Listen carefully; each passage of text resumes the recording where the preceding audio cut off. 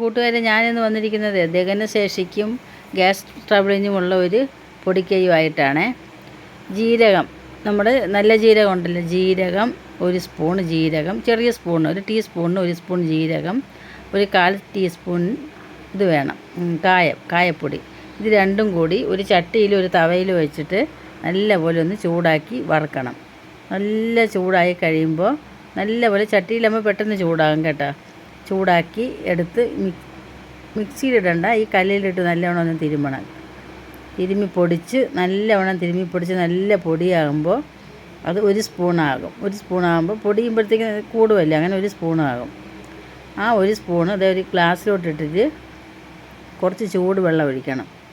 കുറച്ച് ചൂടുവെള്ളം ഒഴിച്ചിട്ട് നമ്മൾ ആഹാരത്തിന് മുൻപായിട്ട് കഴിക്കണം കേട്ടോ.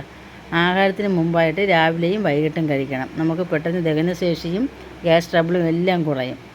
ഇത് കുറച്ച് കൂടുതലുണ്ടാക്കി കുപ്പിയിൽ സൂക്ഷിച്ചാലും കുഴപ്പമില്ല. നമ്മൾ വറുത്ത് പൊടിക്കുന്നത് കാരണം കേടാകാതിരുന്നോളും. വീഡിയോ ഇഷ്ടമായ ലൈക്കും ഷെയറും ചെയ്യണം കേട്ടോ.